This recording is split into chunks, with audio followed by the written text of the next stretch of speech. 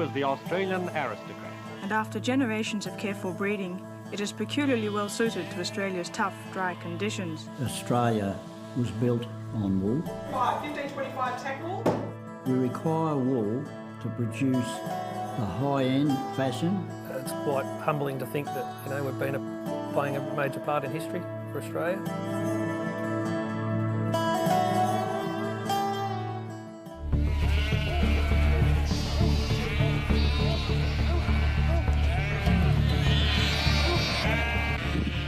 No other breed of livestock has shaped the Australian continent so profoundly as the Merino. This breed of sheep and its fine, valuable wool transformed a young developing nation and supercharged its economy. It had a massive part in the growth of Australia. The wool was the great factor during that period of time. The Merino is the Australian aristocrat, the best of his kind, the backbone of the wool industry. Rams like this don't know it, but they bear the future on their backs. And it, carried big families of people along their way, and we're benefiting from that right through to today. And I guess you've got to be my age to understand how much Australia was built on wool.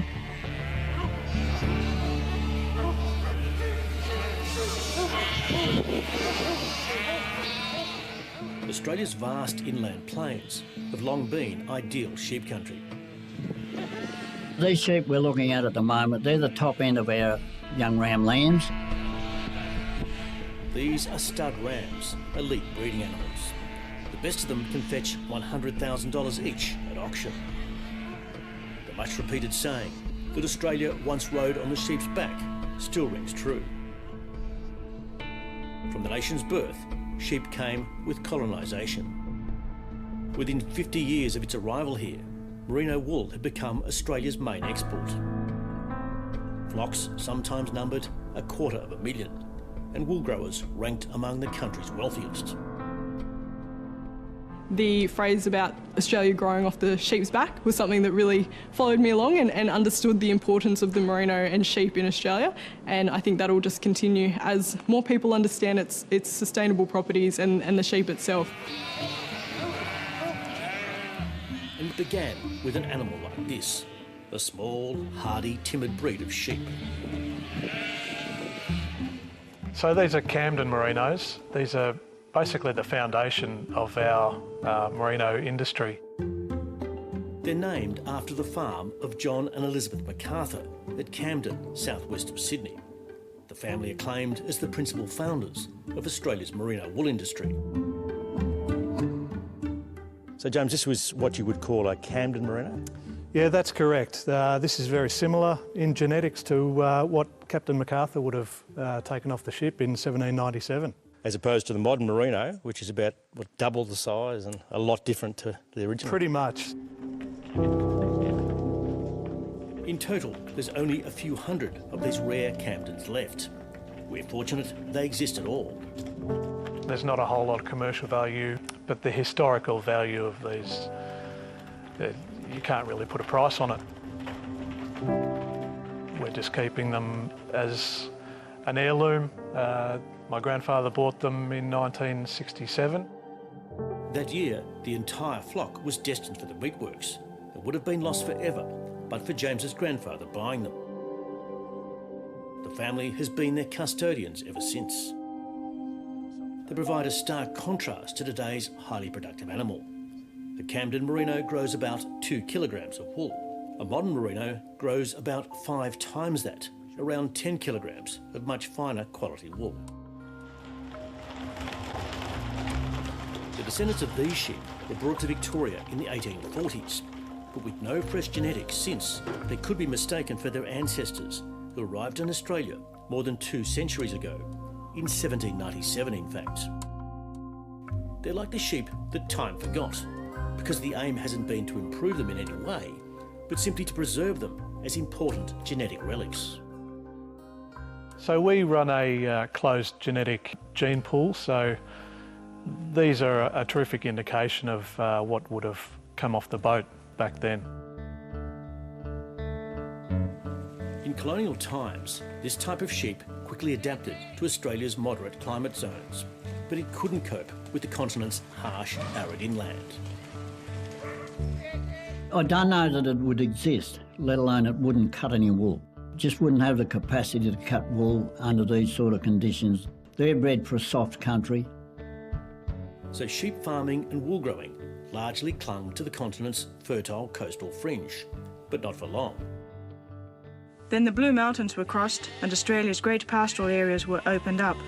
After that, the name of merino came to mean the best in wool anywhere in the world.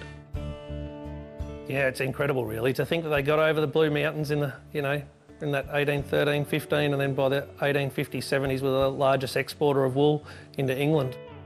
These sheep have been selectively bred to cope with a hot, arid climate. The merino is a handsome and expensive animal, and after generations of careful breeding, it is peculiarly well suited to Australia's tough, dry conditions. It was George Pepin, a master sheep breeder in the Riverina region of southern New South Wales, who set out to breed a larger, more robust merino in 1861. He selected sheep with long, dense wool that could withstand the heat and keep out the dust, and long legs that enabled it to walk long distances to water. He achieved wonders. To be able to bring sheep up from those type to what we've got today, but they brought them up and they were there by the 1880s, 90s. Within decades, the strain of merino known as the Pepin became the most numerous and productive wool-growing sheep in the world. Australia sent so much wool to Europe that by the 1870s, woolen clothing had become affordable for most of the population. It put sheep all over Australia, right up into Queensland and New South and South Australia, Western Australia, right through Victoria, Tassie. It's been a very diverse animal. I got 50, so it should be up at 50 over now. 50s I've got. By the 1930s, wool still accounted for more than 60% of Australia's agricultural exports.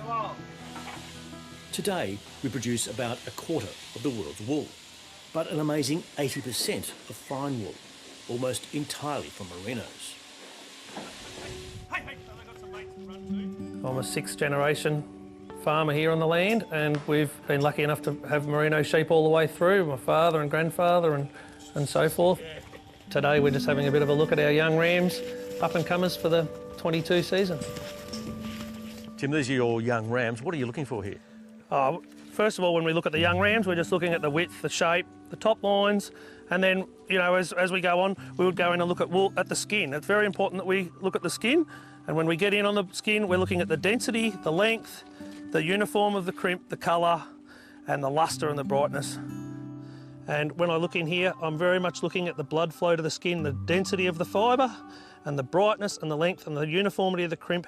We very much use our hands for softness. So a really good, robust animal that's going to carry a beautiful fleece. Yeah, 100%. That's what, as sheep farmers, that's what we get out, make our money out of is wool, so we may as well have quality. These elite merino rams will be sold across Australia. They'll breed some of the finest wool-growing sheep in the world. We're very lucky as farmers to go out and see this wool growing. Every day we go out and it's just the sheep are walking around in green grass, and sometimes they're in the dirt and the dust. And it's a real privilege to grow this wool, and at 6 months, 12 months, we shear it off them and it gets washed and tidied up and we get this magnificent fibre that, all these guys do wonderful things with. And it's natural and it's clean and green. We require wool to produce the high-end fashion, the high-end fabric, softness in the fabric and the garments we're wearing. It's certainly exciting when you go in there and you see the wool caster, you see the delight on her face when she's handling the wool and rolling up those fleeces, and it's exciting for me to go to the shed and learning how much wool they're cutting and the way they're coming off the board. Wool is annually worth about $3 billion to the nation's economy. 1523 4, 1525, 1525 tech wool, 63 14. My name is Samantha Wan and I'm the Elders Wool Business Specialist and one of the auctioneers here at the Elders National Wool Selling Centre based in Melbourne. 881 2 4 6 888 889 890. Wool is a fantastic fibre that actually has become my connection to Australia, being that I'm first generation born here. The wool itself fits into the world of today. It's definitely the natural fibre that we need. The fact that a natural fibre like that comes from one animal, really, it's probably a unicorn of the fabric world by all means. On auction day, Melbourne's wool selling centre houses thousands of wool samples. The wool buyers inspect and assess before bidding on them at auction. So I'm looking at the style and the condition of the wool itself, how long the staple is. 1030, Mellower, 42, 920. Today, as on most days, more than $10 million worth of wool will be sold. 81, 995. Through boom times and wool price collapse, the Australian merino has endured and continues to evolve. While the world loves wool, it's also increasingly hungry for protein. So modern day breeders are developing a merino that will yield plenty of meat and wool. The dual purpose animal in my mind is to have very good meat attributes and very good wool attributes, so as we get two prime products. It's quite humbling to think that, you know, we've been playing a major part in history for Australia. Very much. I wouldn't be able to be standing in front of you with a career in wool without an incredible animal like the merino.